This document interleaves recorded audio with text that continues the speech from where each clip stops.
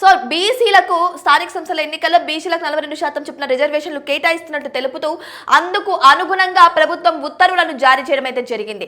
So BC రిజర్వేషన్లు దాంట్లో mention చేస్తూ బీసీలకు ఎంత కేటాయించాలి, ఎంత రిజర్వేషన్ ఇవ్వాలి, సో రిజర్వేషన్స్ ఇస్తే ఉన్న గ్రామాలకు గాను ఉన్న స్థానాలకు గాను రిజర్వేషన్స్ ఇస్తే ప్రక్రియ ఎంత ఉంటుంది అనే విధంగా కలెక్టర్లను ఆదేశించారు. సో ఆ విధంగా చూసుకుంటే ఈ రోజు కూడా గడువు ఉన్నట్టు తెలుస్తుంది.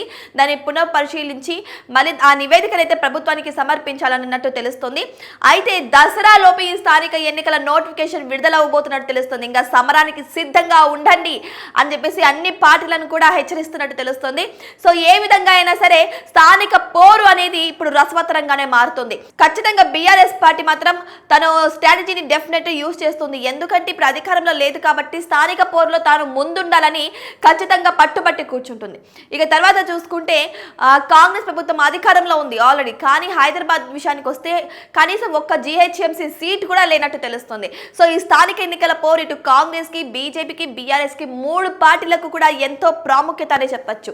సో కాబట్టి 3 పార్టీలు కూడా వాళ్ళ స్ట్రాటజీస్ ని యూజ్ చేసి ప్రజల మధ్య ఉండడానికి, ప్రజలతో మమేకం అవ్వడానికి, ప్రజల మద్దతు చొరగొనడానికి కూడా ఖచ్చితంగా ట్రై చేస్తూ ముందుకు దూసుకు వెళ్తాయి. సో ఇంకా రణరంగం ప్రారంభం అవుతున్నట్టే తెలుస్తుంది.